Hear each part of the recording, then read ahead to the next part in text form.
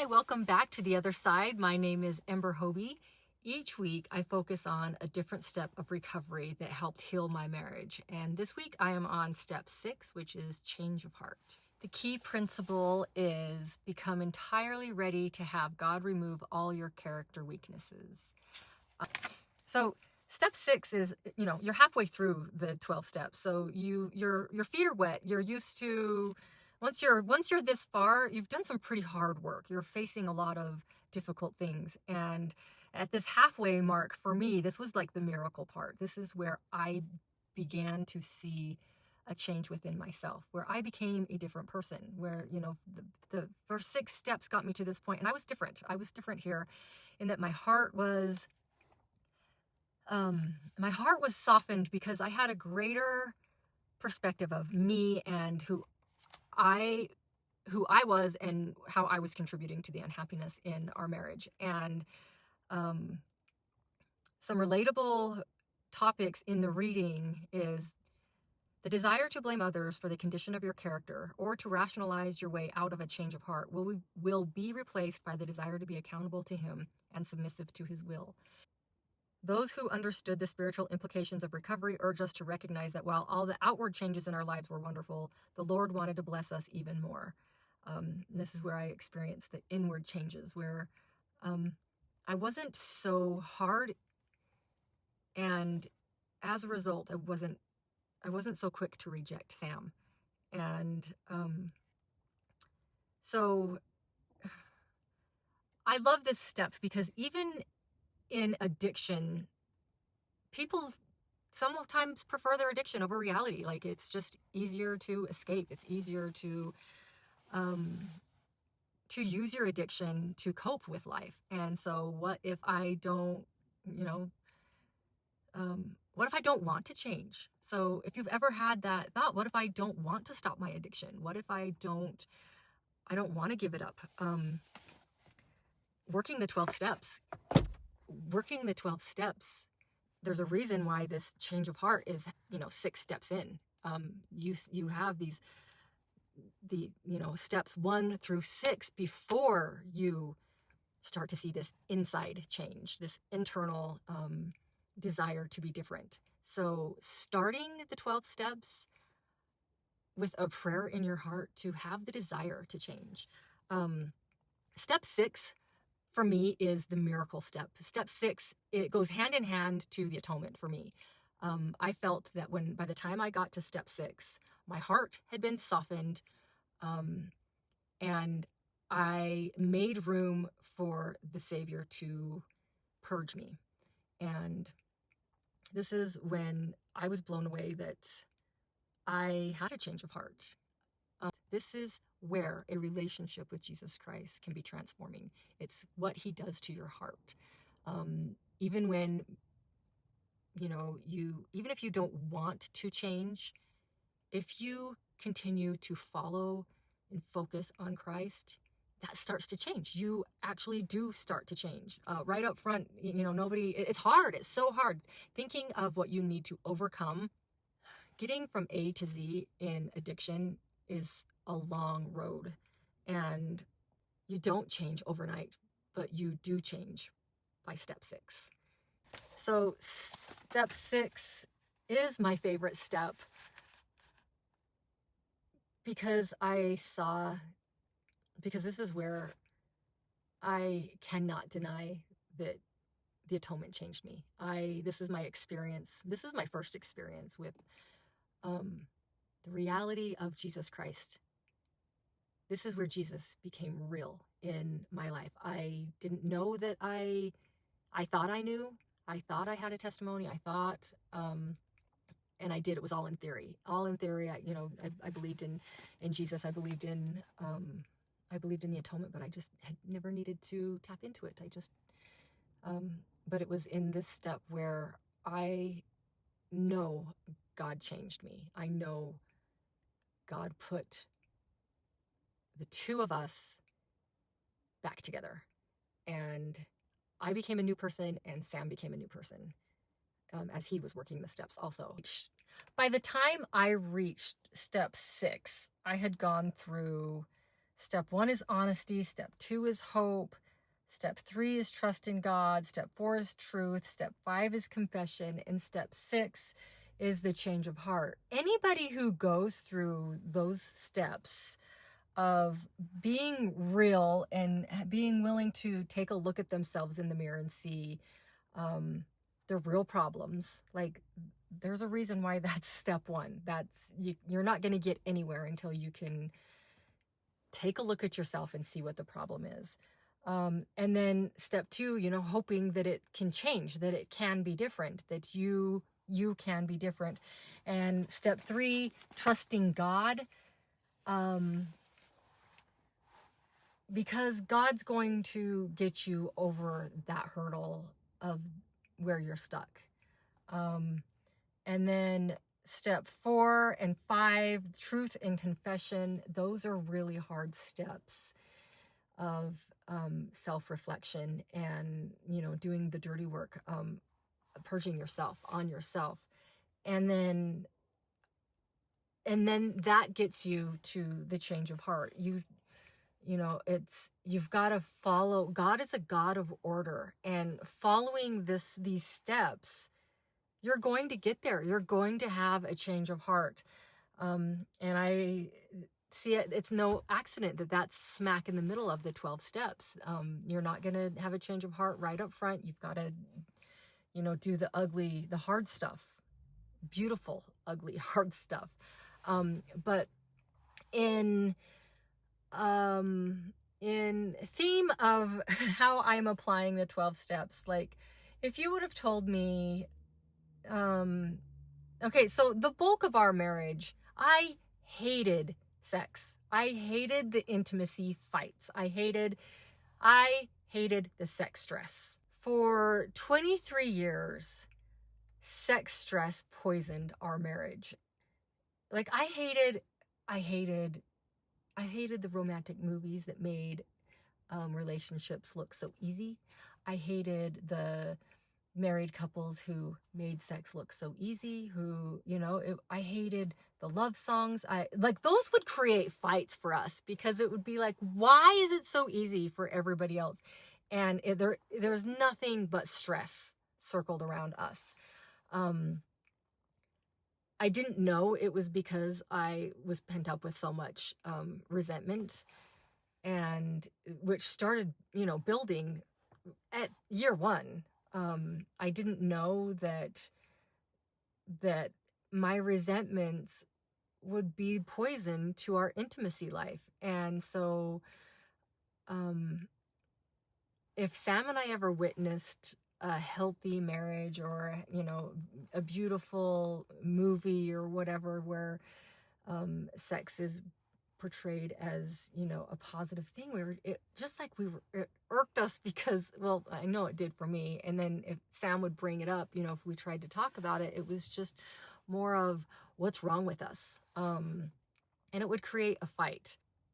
And it seemed like an untouchable project, like, how we just didn't know how to get there. And Sam was always so eager, and he wanted to address it, but it was just a source of conflict for us. And so I hated it. I hated the love songs. I hated the romantic movies. It was all a bunch of crap, and yeah, it would make me mad, because it would always cause a fight for us. And so if somebody would have told me, no, Ember, there will be a time that you will love sex, I was, I gave up. I gave up hope on healthy sex. Because we had sex stress. Like I've said before, our marriage was not without sex. It was just all the wrong kind.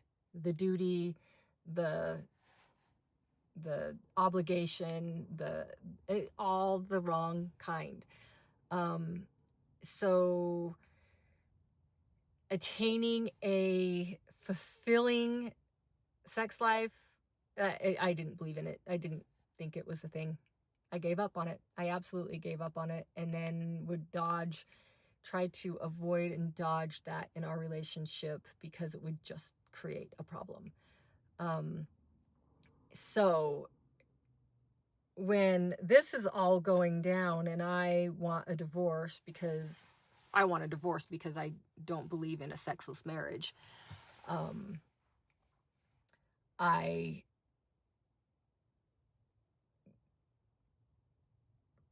I didn't want our marriage to work because a working marriage meant you're having sex.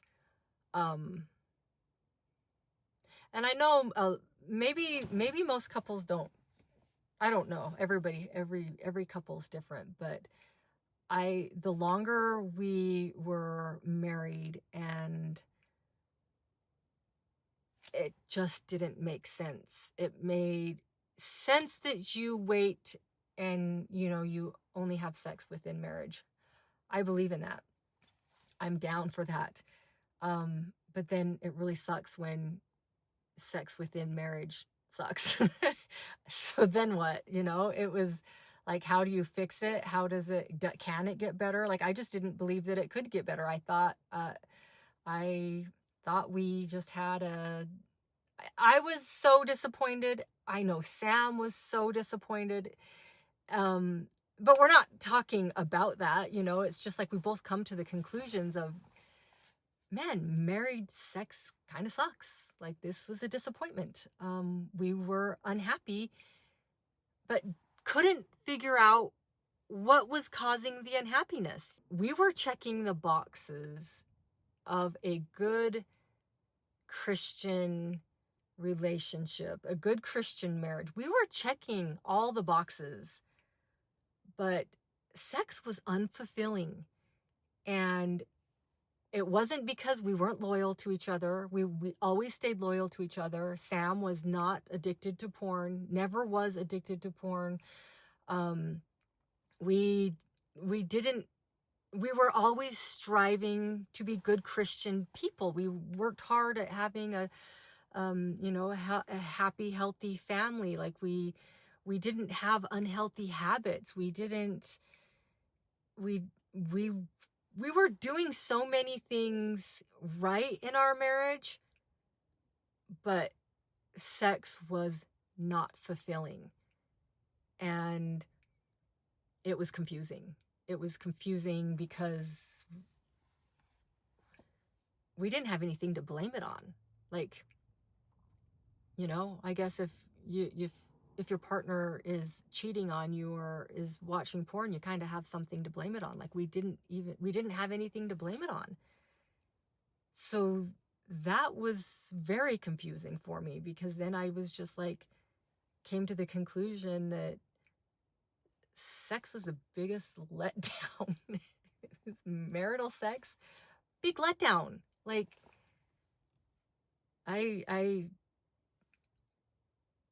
we were both so disappointed, but didn't know what to do about it, So what do you do if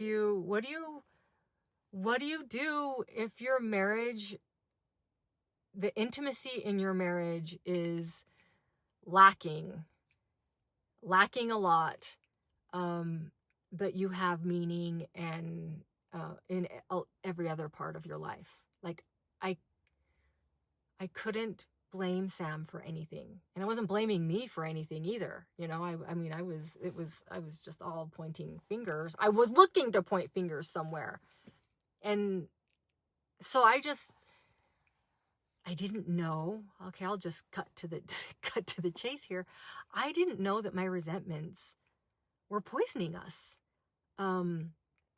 Sam and most guys are more than willing to, have make-up sex to, fix the solution or fix the problems. A solution to the problems is, have good make-up sex. But I could never get to that, because I just built up some resentments right away. I had no idea that in my decisions in holding grudges and being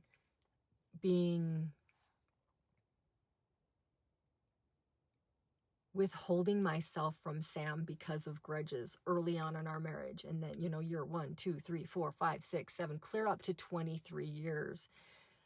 By then, that's where I got to hate. It was by 23 years, I hated Sam, and I hated him for wanting intimacy with me because I didn't feel like our relationship merited any kind of intimacy like that, because as the years went, we just went further and further apart, of being just separate individuals. There were, we were married, we were parents. He had his role as a father. I had my role as a mother. I thrived and loved being a mother. I loved being a stay-at-home mom.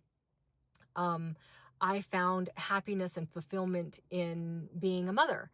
And I kind of didn't need Sam anymore. I stopped relying on Sam to make me happy. I stopped relying on Sam for everything. I was just like, okay, because I didn't want to have those hard conversations with him and bring up a situation and be like, hey, I need this. I need your help here. How can I help? We didn't do that so much. And I'm a very independent person that it made it easy for me to not need Sam. And I think that can be good in marriages. But on the flip side, when Sam and I did come together, my independence, and I saw it that I didn't want, I changed my view of my independence. I found that me needing Sam enhanced our relationship. And so I found ways to not be so independent.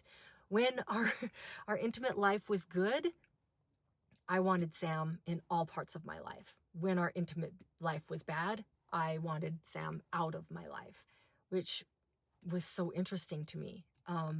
Where when we got to the other side of our problems, I needed Sam in all the right, healthy ways that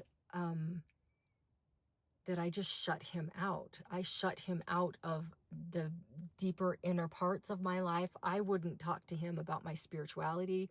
Those were for me. I wouldn't talk to him about, maybe some things in typical or stereotypical, you talk to your mom or your sister or your girlfriends about certain things because they're more invested into the emotional connection than a man is.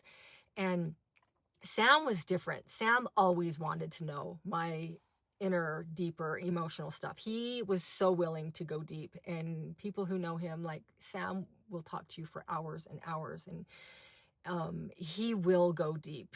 That was one of the first that I learned this concept from Sam, that Sam will go to the well. Like if you're going to talk to Hobie, you're going to go to the well and it's going to be hours. And I found that he would go there with a lot of people. And especially when we were dating before we got married, I loved that about him. We would talk for hours and hours, and I would tell him things I had never shared with a man before. I grew up with brothers, and I wasn't close to my brothers like that, or even my family, or even my sister or my mom. In my older years, I've become closer to like my sister and my mom.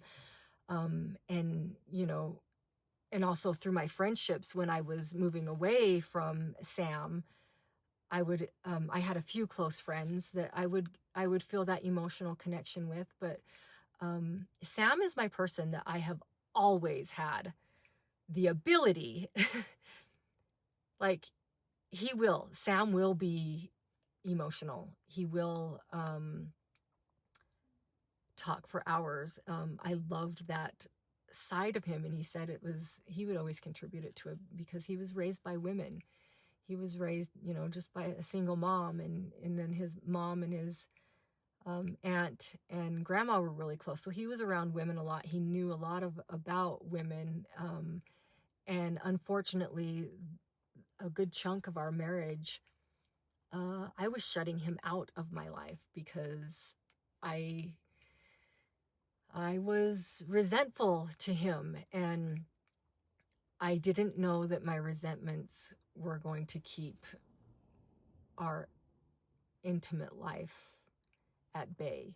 Totally makes sense now. I don't know. I saw I saw my mom in marriages. I saw, I've seen women in marriages where as a kid growing up, and I'm like, I don't want to have a marriage like that. Like I don't want to hate my husband. I don't want to hate my husband like these ladies hate their husbands. And I swore I wouldn't. And Sam and I were really good friends. And then I slipped right into that. And then I became that woman who hated her husband. And I am so grateful that it was a dead end to me. I didn't have anybody show me this is what you do when you get to a dead end and you hate your husband. It was the end. That was the dead end. And so that's just where I was, a few years ago, when it was like, well, now what? Here I am. I got here. I got right where I didn't want to be. Now what? Okay, it's a divorce. But thankfully, God showed me another way, and it was love on the other side of hate. And this love on the other side of hate is amazing. And I was never shown that. I didn't know that existed. This is why I want to share this. I want to share our story because there was no proof that there could be love on the other side of hate. Instead, you see divorces, you see child support, you see all the problems that are happening in society due to broken relationships. And I get it. And, sometimes you get a few stories of people who divorce and then they remarry again. That's basically what our situation was. But we came back together as two complete different people. And, the emotional vulnerability that Sam was willing to go, contributed a ton to our relationship.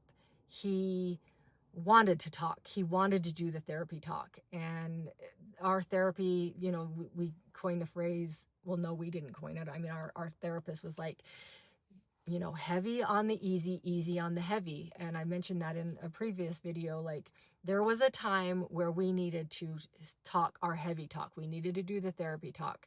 And we made time for that. And then we needed to shift and make time for light on the heavy. Because, as an empath, the heavy, it weighs on me. And I need to get away from that. And so we had to relearn parts of each other. And then we really got to explore the new parts of each other when we had been married for 23 years. If you have a partner that you've been married to for that long, you kind of feel like you know them, right? But what about stepping into that relationship and making room for the other person to be different? That was so fun in our relationship. When after Vegas, we decided, hey, treat each other as if we are new spouses. And I would refer to him as my ex-husband who was an ass, and he would refer to me as the cold-hearted ex-wife. Like, we were our exes and we let them be and then move forward. And the part of the change of heart in the manual where it talks about having the pull to go back to past patterns, but really trying and focusing on being a new person. And sometimes that's easier to do in a new relationship because the other person, you just don't peg your partner as one person. If you're going to live forever with them, give them some space. Like, we really enjoyed allowing each other to change. And so when Sam would do something, I would be like, show me, don't assume. I wouldn't just assume. I wanted to. A few times when, some conflicts came up, I wanted to assume he was going to behave in the ways that he did in the past marriage. And I would have to take a walk and I had to be different. We had to behave differently in the same problems that happened in the first half of our marriage. We had to behave differently in the same problems so that we would have different results. And we had to make some deals with each other that we weren't going to bring up past problems, past arguments. We have the arguments, then they're done. I talked about that before. Like we really had to have some rules to this new marriage that we had to allow us to be new, same, different, same people. Allow us to be different, same people. And I can't, it makes me sad to think about the lost 23 years of having Sam truly love me like he did these last 3 years. That I get angry at myself because we could have had a really good life for 23 years, a really good connection. I really feel like he could have been more successful in life if we were united a little bit more. He loved me in all the ways I wanted and wished to be loved for the first 23 years of our marriage, that I felt he was incapable of loving me in that way. I just didn't even, I missed out on that. And it's, bittersweet that I got it in the end. These last 3 years of him, what a lover. And I mean that in the healthiest way, in that he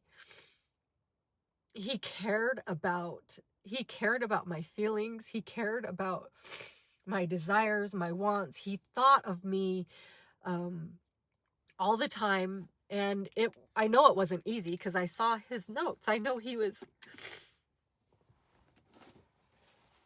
working. He was trying. He was working to be a good husband. It came at a cost, and he wanted to put that work in focusing 100% on loving me, cherishing me as his wife. And I hated him. I hated him for the first 23 years of trying to be that person. Like I mentioned before, I punished him for his sexuality and because of my resentments, and getting rid of all of that and having a clean slate and an open, soft heart, and being willing to trust Sam with the parts of me that I knew I had never given him. I knew that I had suppressed, and like we were married, but I felt my oldest daughter and my mom truly knew the real me. I thought about that one day. I'm like, who gets the true 100% version Ember? It wasn't Sam. Sam, I had doors that were locked that he didn't have access to, but I felt like my mom and my oldest daughter, Jenica, they knew the true me. And I kind of, it was almost like a jab at him. Like I just knew that. I didn't tell him that, but I just, in reflecting on that and knowing, like, who knows you the best? Who do you feel like knows the most real, authentic parts of you? Who is it? And if it's not your partner, why isn't it your partner? And I mean, I had good reasons. He didn't deserve to know those parts of me, and I didn't want him to know the spiritual parts of me, because I felt like he would use them against me in fights and other situations. And so, I mean, and that's what we do in relationships. We gauge the safety, cast the safety net, and only expose the parts of us that are, worth exposing, and we feel safe. And I am grateful that turned around, that Sam did get the 100% me. And then even more that more of me that my mom and my sister, or my mom and my daughter don't get. You know, I think we've reached that ultimate relationship status of he was my everything, um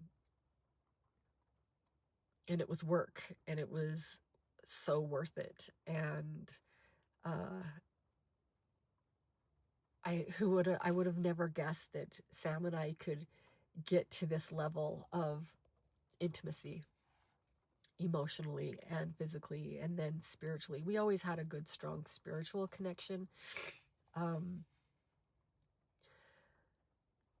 but wow, um, the change of heart opened up everything for me to allow Sam into my life, into all the deep, deep inner parts of my life. And I mean, what a good note to end on, I guess, right?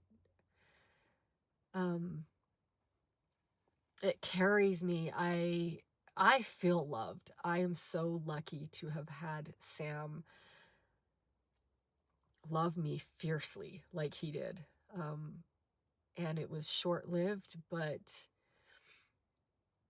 it's carrying me through this. And losing Sam at this point of our relationship, I can't I can't not see God's hand in it. Like,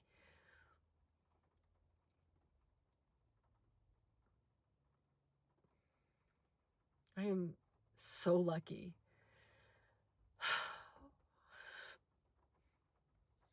So lucky to have somebody to love me like Sam did. And Sam does. And I still feel it. It's carrying me through. Now I'm still trying to figure out the rules of this new game that we're playing of split parenting on each side of the veil. But I feel lucky. I feel lucky to have somebody who loves me on the other side, like guardian angel, you know. I do find comfort in that Sam is going to root for me. He's going to try to protect our family, whatever reasons that he got called home. He got called home after he got things right here in our relationship. And I love Sam way more than I love our kids. Like, that hasn't always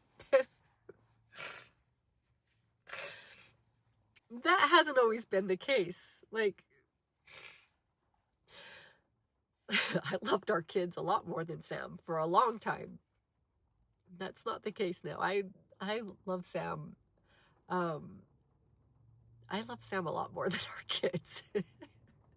And I want to escape with him. Like, I have a babysitter on Wednesdays. It's the only time I get away from my kids. At home, I don't get. I have 2 kids on the spectrum, autistic, and it is a constant, always, ever-present need. I don't get to escape. I don't get to get lost in my thoughts. I don't get to sit down and watch a movie. I don't get to unplug and listen to music. You know, where I don't get to experience Sam. I don't get alone time. I don't even get a shower alone. You know, there's always, I don't never go to the bathroom alone without somebody needing me. And so to mourn Sam is difficult. And when I get my break, I have a choice. Do I do these videos or do I go sit with Sam? And I just like to talk about Sam. I like to include him in my life. I like to make him a part of my life. And So that's why these videos are few and far in between, because I like to escape with him, and that means I sit alone, even if it's in my car. I'm at the cemetery, and I just talk to him because he is my person, and it that emotional connection, I still seek, I still crave from Sam, and I get it. I get it when I do a video and sit and talk with him. I blog to him. I write to him. I text to him. It fills my cup. He is still part of my life. He still exists and is part of me because I make space and time for him. But it's very difficult for me to do that in my everyday life. So on my time out days, my default is I want to escape to Sam and talk to him. And and he used to ask me, because we would talk about dying, especially just a few months before he died. And the years, when we would be fighting about sex all the time, he would say, you wouldn't miss it at all, would you? He's like, if I died, you wouldn't miss sex at all, would you? Because I didn't crave that from him, because I wasn't seeking for that connection with him. And honestly, I would be like, I would not miss sex at all. Please sign me up. That's how I felt about it. And here we are in a sexless marriage. Way more than we were in a sexless marriage before. We weren't in a sexless marriage before. It was just a sex stress marriage. And I miss Sam so much. So if there's anybody out there wondering if their spouse would, miss sex if they died, I mean, we had that conversation so many times, and I miss it. I miss that connection so much. And it's that emotional, that Sam, he knew how to love me in all the realms. And so me talking to him, me talking about him, it fills that cup, and I do feel close to him. And so I do still feel an intimate connection with Sam. And like women need is that, that emotional connection that I get there. I get there when talking with him, and I feel happy and filled, and just like I would after, not just like I would after we were intimately connected.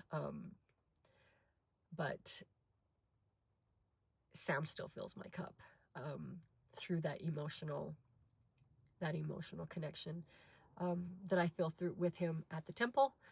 I feel him in our home all the time, and I spend time here at the cemetery, and he's in my thoughts. Like I said, I make him a part of my life. And he did that when he was alive. He made me a part of his life. I've seen his journals in the morning that he passed away. He had made a note about being gentle with me. Like he even had timers on his phone. And you know what? Maybe that seems like a prescribed effort.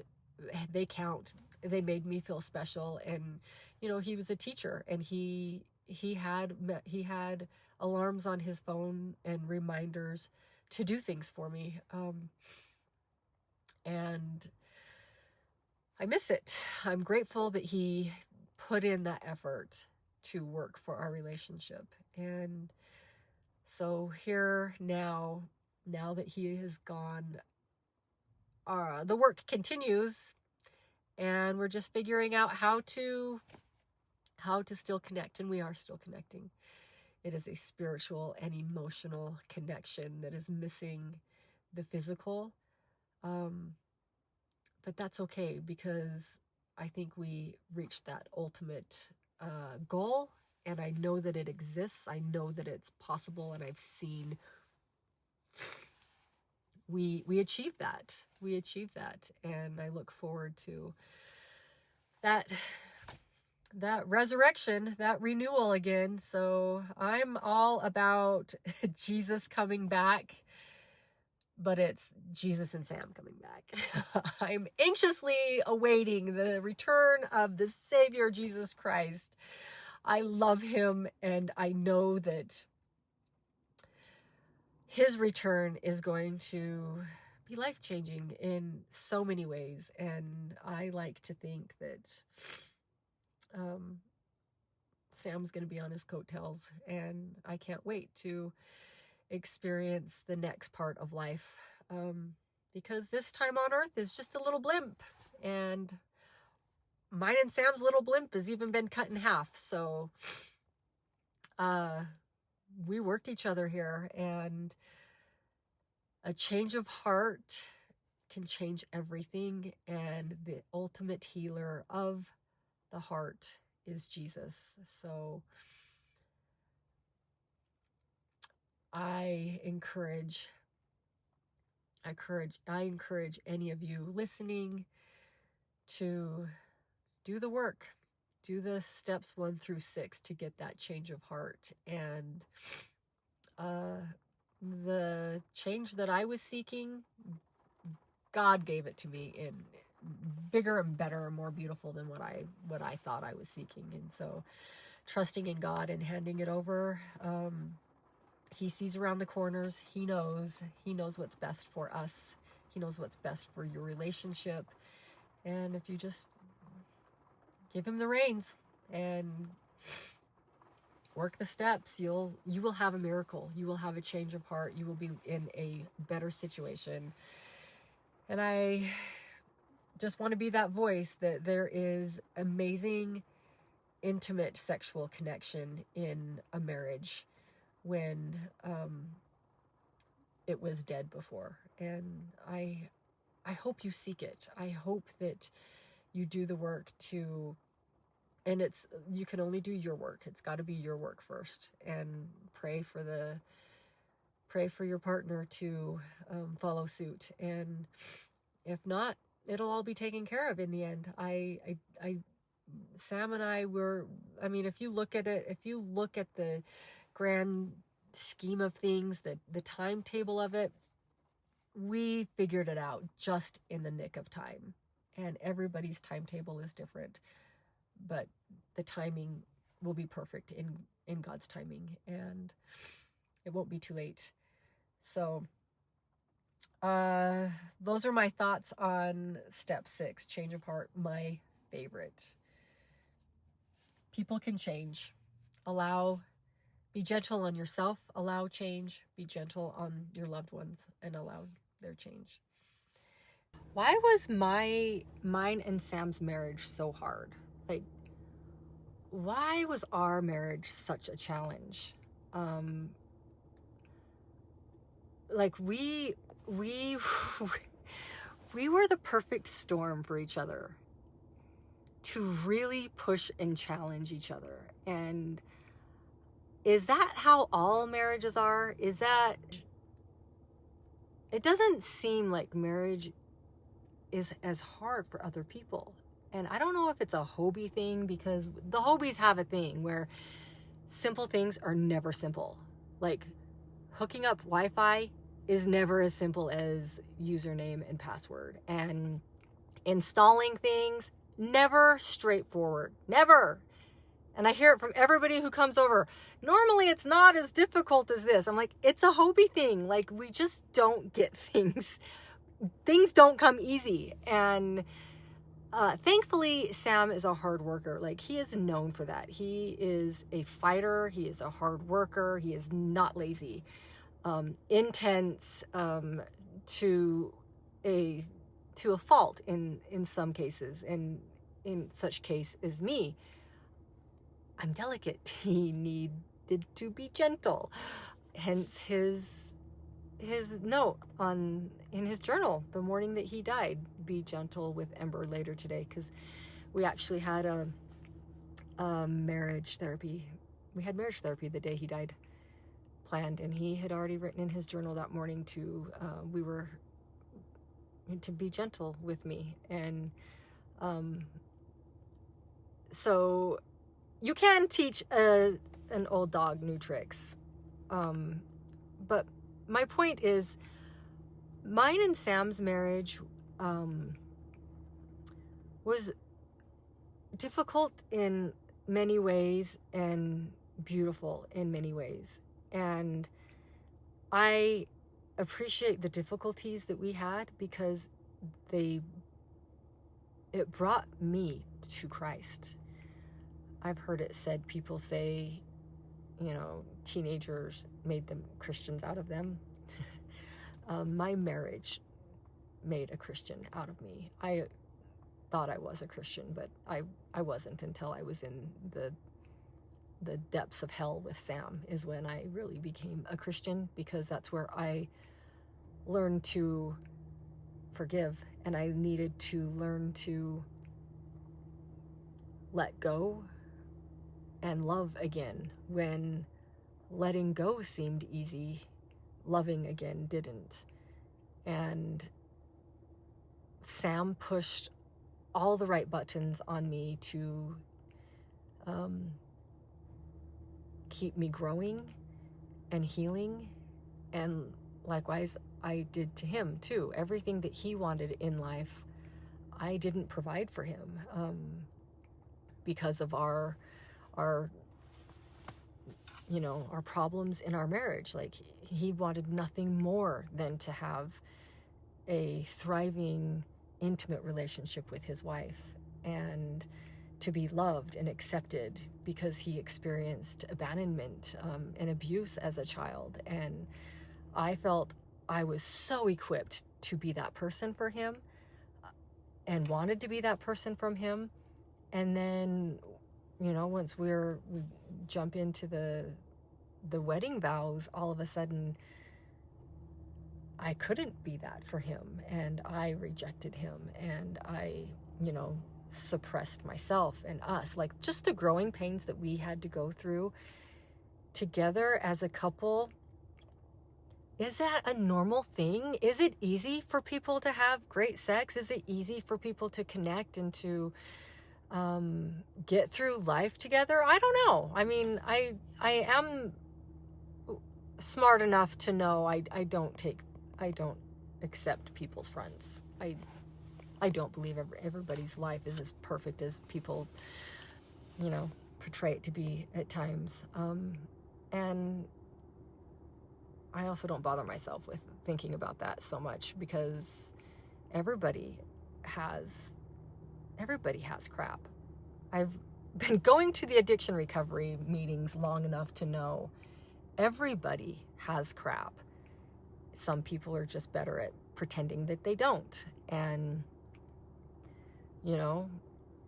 like me, trying to just, and sometimes people have crap and they don't even know it. It's just like, I do appreciate that everybody has something and they've got to go through things. And I truly believe that me and Sam, our challenge was marriage.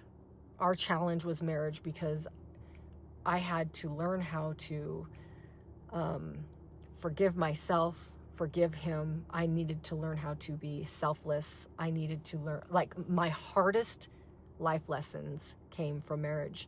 And it came from my husband, who you would think that you would be the easiest person to learn it with, but it was so difficult. There's ego, there's pride, there's, the humility, there's just so much.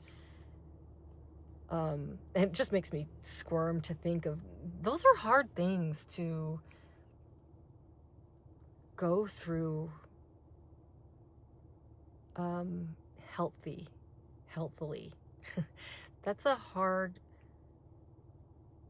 like, Sam taught me a lot about being a Christian, and then Jesus got me through it, because my natural man part of me wanted to put up walls, wanted to throw up barriers, wanted to keep Sam at a distance, and wanted to keep him away for my safety, when the true way was to turn and to face it. And I needed to have a safety net, and I found that in turning to Christ and turning it over to him and being like, help me. And even when I wanted to run and he would say, slow down when I wanted to run, and he would say, wait. I found strength in slowing down and giving it over to Jesus. So, our marriage,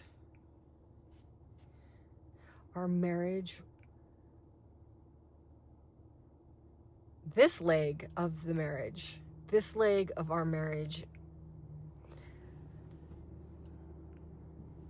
like, I know our marriage isn't over. I do believe our marriage is eternal, and our marriage is not over.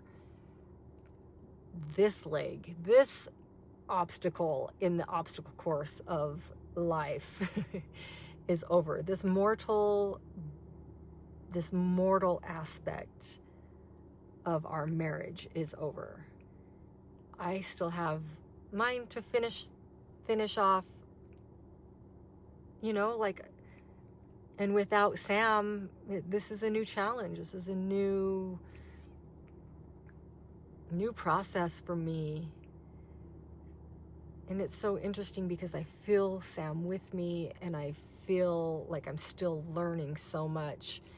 And just like I feel the same way towards Sam as I did when we first got married. Like, I was so impressed by him and admired him so much. And now that he has passed on and he's done with his mortal body, I am so impressed with him and admire what he did, how he did it, and a little bit jealous that he's done with this body. And so the physical part of our marriage is over, and there's good and bad to that.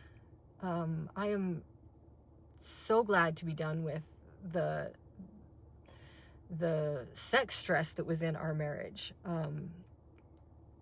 And I still have dreams. I dream of Sam a lot, and sometimes it's dreams of our first marriage. It was really hard, and the stress that was there. And then sometimes it's the relationship that we have now, and it's awesome. And now there's still another aspect that is yet to come. So I don't know. I guess what I'm saying is not everybody's trial in this life is a marriage trial. I guess some people have, I don't know.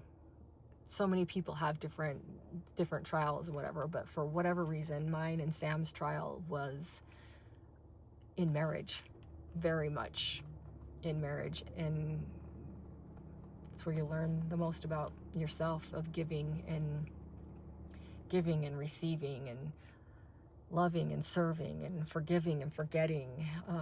Hardest thing ever. And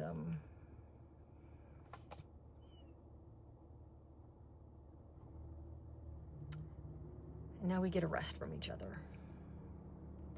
Rest for a minute. Although we know intense Sam isn't chilling. He's not just chilling on the other side. And I'm not. I'm surviving. It is what it is. It's still beautiful. So there's a lot of rambling. I just wanted to acknowledge and recognize that mine and Sam's marriage, there was a purpose to it. There was a purpose to the fight, the struggle, and then the result, the outcome that we just have. The outcome that we have now of him being on the other side and me still here. And I am so glad we got things figured out. So glad we worked it out. So glad I love him instead of hate him right now. Oh. because it would be over. It would be over. I would not be, I would be in a worse off. I'm so glad I don't have resentments. I don't have anger toward him, that I can still love him without complicated grief.